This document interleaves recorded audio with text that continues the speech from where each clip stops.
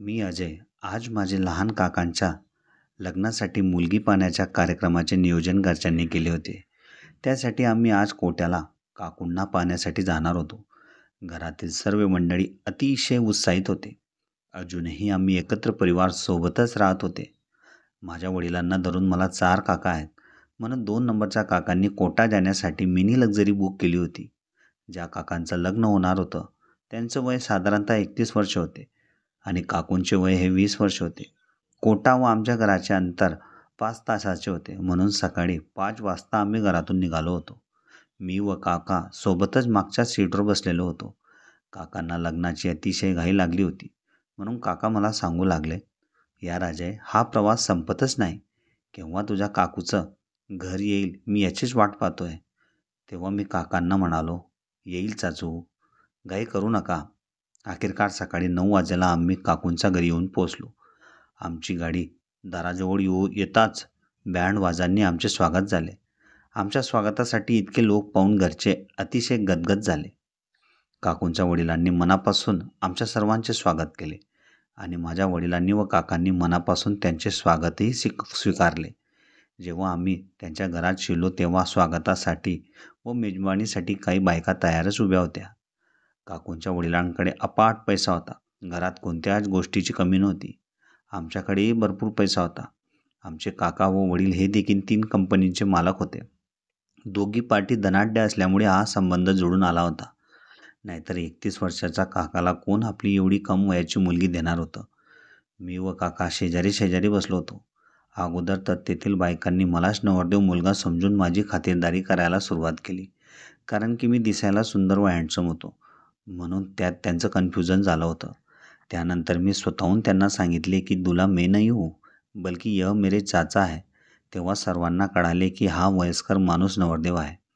काही वेळाने काकू अगदी सजून दजून आमच्याजवळ येऊन बसल्या.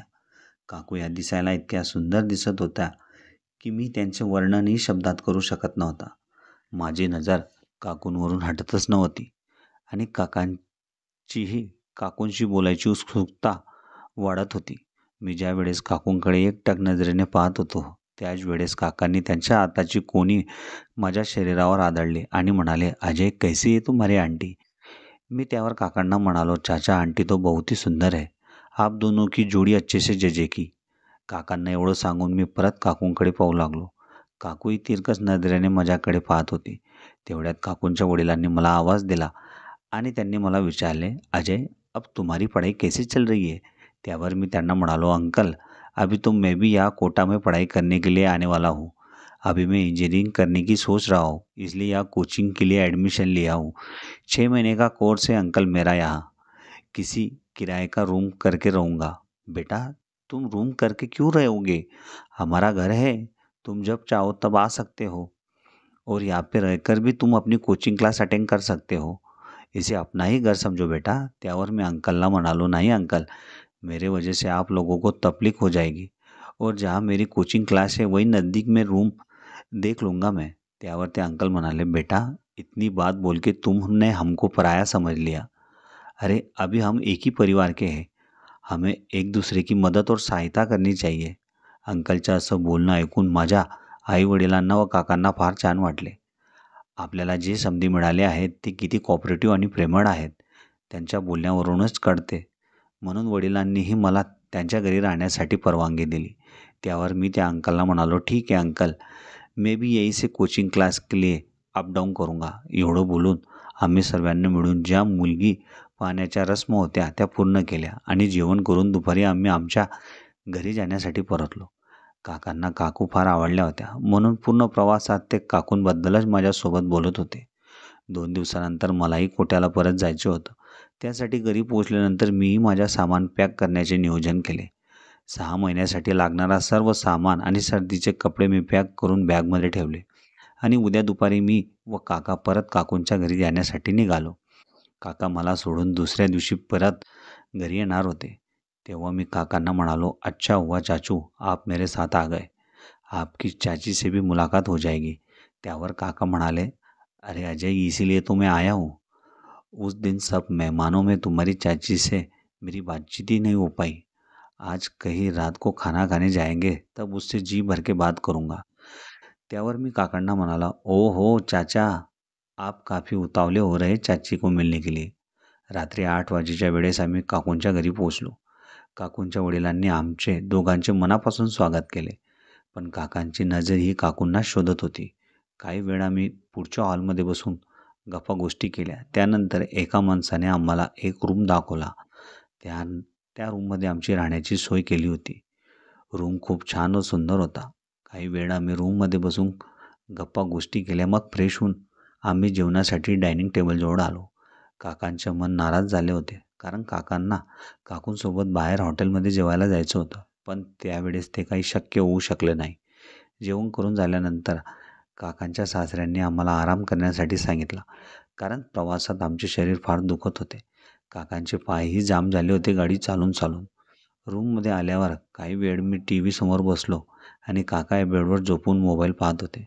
अर्ध्या तासानंतर काकूंची आमच्या रूममध्ये एंट्री होते. तेवढ्यात पटकन काका आपल्या जागेवरून उठून बेडवर बसले आणि काकूंना पाहून मी त्यांना म्हणालो, आंटी आप या आओ ना बैठो. माझ्या काकूंचे नाव मीना होते. काकूंना पाहून काका म्हणाले, आओ मीना बैठो या. काकू ह्या पंजाबी ड्रेसवर अतिशय सुंदर दिसत होत्या. त्यानंतर माझ्या मनात विचार आला की या दोघांमध्ये माझे काहीही काम नाही. म्हणून मी काकांना सांगून बाल्कनीच्या दिशेने निघालो आणि काही वेळेपर्यंत मी बाल्कनीमधूनच बाहेरचे दृश्य पाहू लागलो. त्यानंतर काकूही काकाजवळ येऊन पलंगावर बसल्या. काही वेळापर्यंत त्यांच्याही गप्पा रंगल्या होत्या. काकूंचा हात काकांच्या हातात होता आणि ते दोघे एकमेकांच्या गप्पांवर हसतही होते. बाल्कनीत बसून माझी नजर त्या दोघांवरच होती. काकांनी हळूच काकूंच्या गालावर एक किस घेतला. त्यावर काकू त्याच ठिकाणी बसून लाजू लागल्या होत्या आणि त्या दोघांचे दृश्य पाहून माझ्याही मनात एक तरंग निर्माण होऊ लागली होती. काही वेळाने काकूंचा मला आवाज आला आणि त्या म्हणाल्या, अजय आप या आओ. मी लागलीच बाल्कनीतून उठून काकूंसमोर येऊन उभा राहिला आणि त्या मला म्हणाल्या, आप जब तक यहाँ हो, किसी भी चीज़ की ज़रूरत हो तो मुझे बता दिया करो. त्यावर मी काकूंना म्हणालो, ठीक आहे आंटी, मैं आपकोही आवाज दे दूंगा. एवढं सांगून काकू आमच्या रूममधून बाहेर निघाल्या. आता रात्रीचे 11 वाजले होते. मलाही फार झोप लागत होती, म्हणून मी बेडवर निवांत झोपला. काका फोनवर कोणाशी तरी बोलत होते. आता रात्रीचे 12 वाजले होते. जेव्हा मी कूच बदलली तेव्हा काका माझ्या शेजारी नव्हते. म्हणून मी उठून काकांना इकडे तिकडे पाहू लागलो.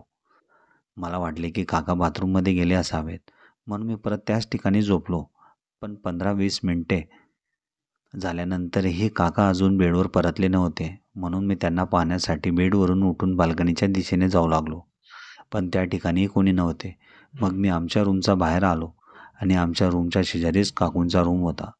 त्या रूमच्या दाराला मी आत ढकलले. दार उघडाच होता आणि समोरचे दृश्य पाहून माझ्या पायाखालची जमीनच हादरली. कारण की असं दृश्य माझ्या आयुष्यात मी अजून कोणाचेही पाहिलं नव्हते. काका व काकू एकमेकांच्या ओठांवर ओठ ठेवून आपल्या प्रेमाचा आनंद घेत होते. त्यांची नजर अजूनही माझ्यावर नव्हती. ते आपल्या कार्यक्रमातच दंग होते. काही वेळानंतर ते एकमेकांच्या प्रेमात एवढे गुंतले होते की त्यांना आपल्या रूममध्ये कोणीतरी आपल्याकडे पाहत आहे याचेही भान नव्हते. हळूहळू काका व काकूंनी आपले कपडे बाजूला ठेवून एकमेकांवर भरभरून प्रेम केले. जेवढी काकू बाहेरून सुंदर होती तेवढी आतूनही सुंदर होती. त्या दोघांना पाहून माझेही काकूंबद्दल आकर्षण वाढू लागले होते.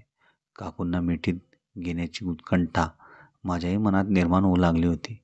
त्या दोघांच्या प्रेमाचा कार्यक्रम हा अर्ध्या तासापर्यंत माझ्यासमोर चालू राहिला आणि मी डोळे मोठे करून त्यांची मजा पाहू लागलो होतो. काकांना काकूंना भेटणे हे गरजेचे होते, कारण काका हे उद्या सकाळीच आपल्या घरी परतणार होते. पण काकूही काकांना भेटण्यासाठी फार उत्सुक होत्या. म्हणून त्यांनी काकांना आपल्या रूममध्ये बोलावले होते. त्यानंतर मी त्यांच्या रूममधून निघून माझ्या रूममध्ये येऊन झोपलो. माझ्या डोळ्यासमोर अजूनही काकूंचे ते चित्र फिरत होते, कारण काकूंची सुंदरता माझ्या मनात घर करून गेली होती. मी सकाळी उशिरा उठलो. मी उठून पाहिले तर काका माझ्या शेजारी नव्हते. म्हणून मी तसाच काकूंना आवाज देत त्यांच्या रूमपर्यंत गेलो आणि काकूंना काकांबद्दल विचारू लागलो. आंटी अंकल कहाँ गए, दिखाई नहीं दे रहे. त्यावर काकू म्हणाल्या, अजय आपके अंकल तो सुबह ही यहाँ से निकल गए. उन्होंने बताया उनको अर्जेंट काम है. कुछ व्यापारी लोग आने वाले हैं, इसलिए आपको भी उन्होंने जगाया नाही और ऐसे ही निकल गए.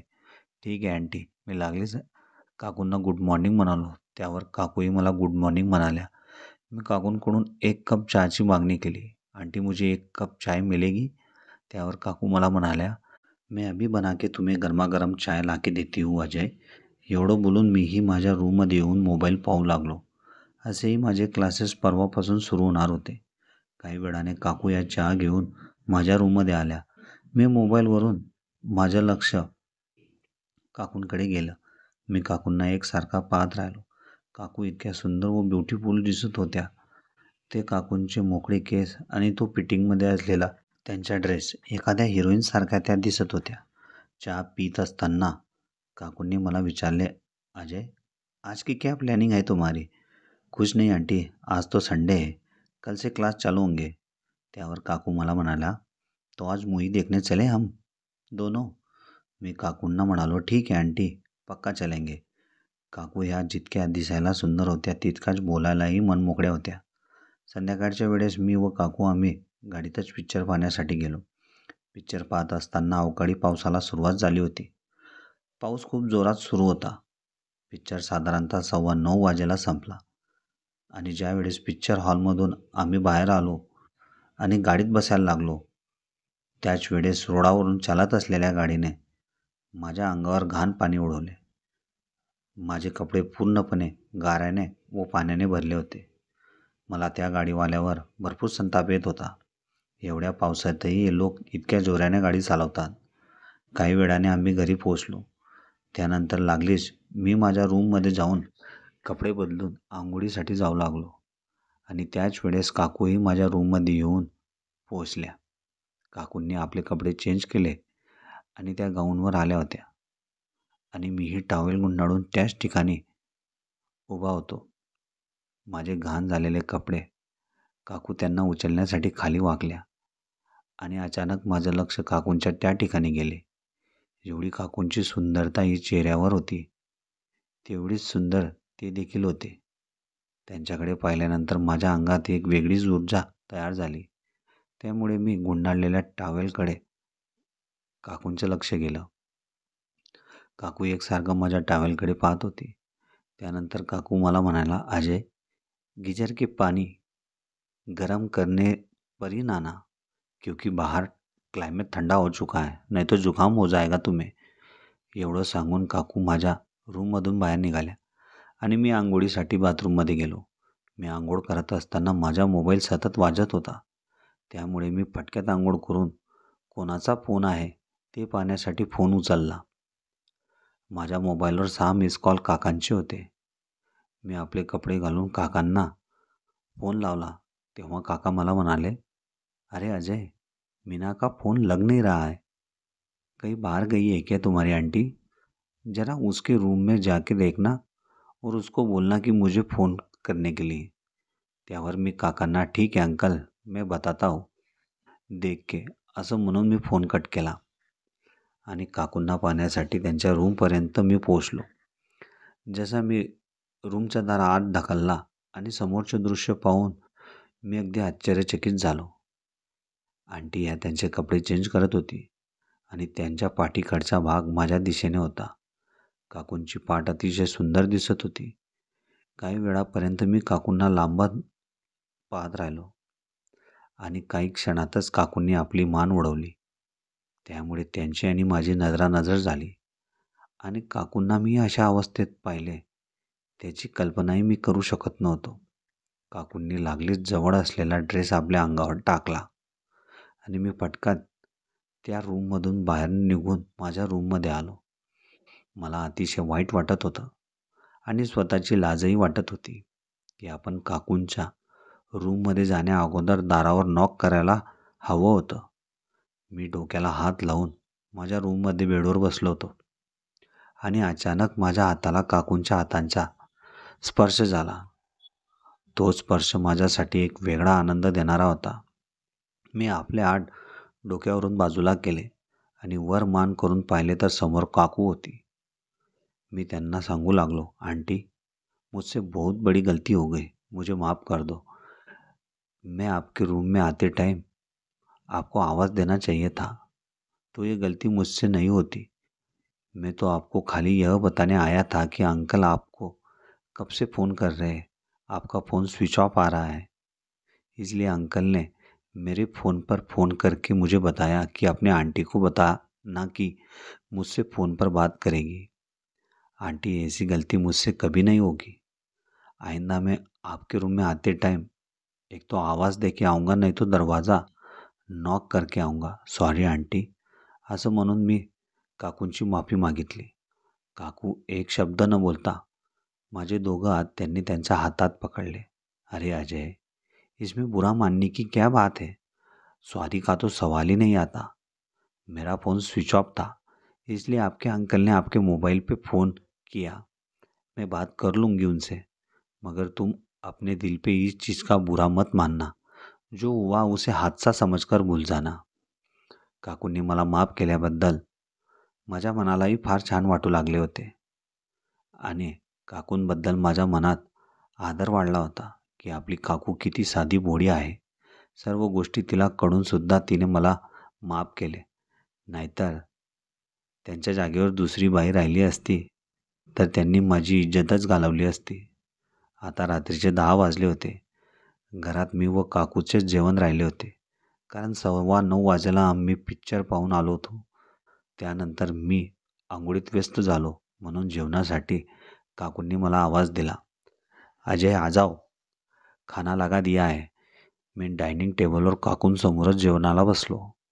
पण अजूनही माझी हिंमत काकूंकडे पाहायची होत नव्हती आणि काकू वारंवार माझ्याकडे पाहत होत्या. त्यावर काकू मला म्हणाल्या, अजय अभी भी नाराज़ हो क्या मुझसे? मैंने बोला ना, उस चीज़ को अपने दिल पे मत लगाना. नहीं आंटी, मुझे काफ़ी बुरा लग रहा है. मैंने ऐसा सच में नहीं करना चाहिए था.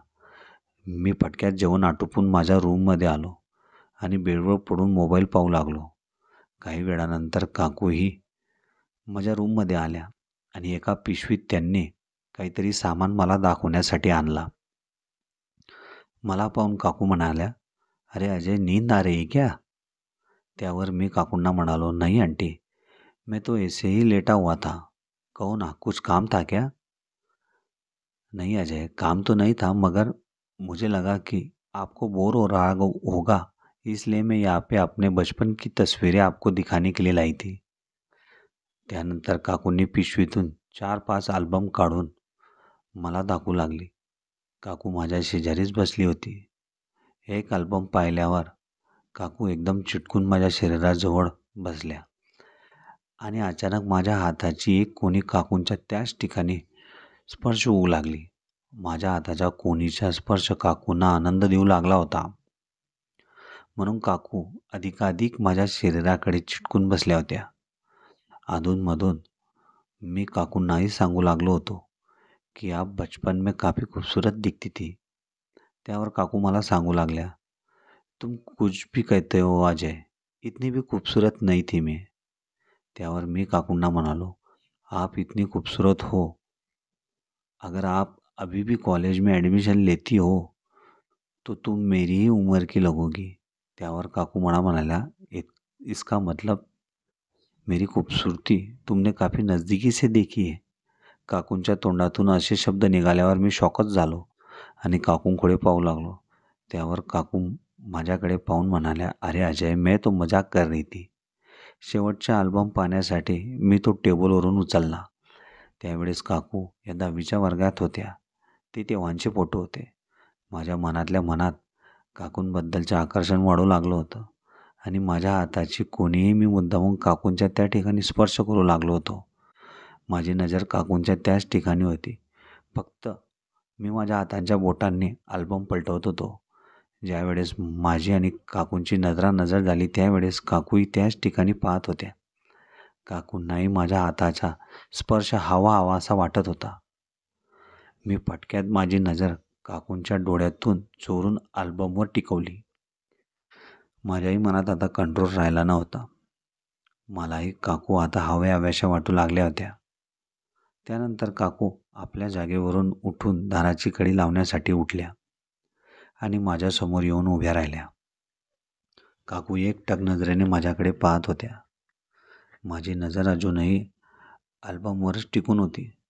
काकूंनी हळूच आपला गाऊन काढून बाजूला ठेवला आणि जेव्हा काकूंनी माझा चेहरा त्यांच्या दोघा हातात पकडला तेव्हा माझं पूर्ण अंग थरथरायला लागलं होतं. मला काय करावे काहीच सुचत नव्हते आणि काकू मला म्हणाल्या, "अजय, इस समय मुझे आपकी ज़रूरत है। जिस टाइम से मैंने आपको टॉवेल में देखा था उसी टाइम से मैं आपकी दीवानी हो गई थी। आपके अंकल में वो बात नहीं है जो तुम में है, क्योंकि एक बार मैं तुम्हारे अंकल को आजमा चुकी हूँ। बुढ़ापे के कारण मैं उनसे खुश नहीं रह सकती। मैं मेरे पिताजी की इज्जत करती हूँ, इसलिए मैं उनसे खुलकर इस चीज़ के बारे में बात नहीं कर सकती। तुम्हारे अंकल के पास बहुत बड़ा बिजनेस है, पैसा है, मगर वो मुझे मन की शांति नहीं दे सकते। इस बात की मैं गारंटी देती हूँ। इसलिए मेरा आकर्षण तुम्हारे अंकल से ज़्यादा तुम पर है." त्यावर मी काकूंना म्हणालो, "मगर आंटी, ऐसा करना मेरे लिए अच्छा नहीं है. आप मेरे से दूर ही रहो." काकू हळूहळू तिचे ओठ माझ्या ओठांजवळ आणू लागली होती. काकूंचे ते गुलाबी ओठ पाहून माझ्या मनात एक तरंग उडू लागली होती. आमचे एकमेकांचे श्वास एकमेकांना स्पर्श होऊ लागले होते. काही वेळाच्या प्रतीक्षेनंतर काकूंनी आपले ओठ माझ्या ओठांवर टिकवले आणि तब्बल 15 ते 20 मिनिटांपर्यंत त्यांनी माझ्या ओठांचा रस चाखला. मी काकूंना भरभरून साथ देऊ लागलो होतो. काकूंच्या प्रेमाचं मलाही वेड लागलं होतं. हळूहळू आम्ही दोघं एकमेकांच्या मिठीत घट्ट सामावून गेलो आणि मीही माझे कपडे बाजूला ठेवून काकूंसोबत अर्ध्या तासापर्यंत भरभरून प्रेम केले आणि घामाने ओले चिंब होऊन शांत झालो. आता काकांपेक्षा माझी ओढ जास्त लागली होती. काकू फक्त कामानिमित्तानेच काकांशी फोनवर बोलत असे. माझ्या कोचिंगचा टाईम सकाळी 9 ते संध्याकाळी 5पर्यंत असायचा. त्यानंतर रात्रीचे जेवण झाल्यानंतर मी व काकू सोबतच झोपू लागलो होतो. 6 महिन्यापर्यंत मी व काकू रोज रात्रीच्या वेळेस असंच भरभरून प्रेम करून एकमेकांच्या मिठीत राहून आम्ही झोपत असे. काकूला दररोज माझ्या प्रेमाची ओढ असायची. जर मला कोचिंगवरून यायला उशीर व्हायचा त्याच वेळेस काकू माझ्या फोनवर विचारपूस करून घरी लवकर येण्यास सांगायच्या. अशा प्रकारे काकूंच्या लग्ना अगोदर मी काकूंना रात्रीच्या वेळेस खुश ठेवायचो.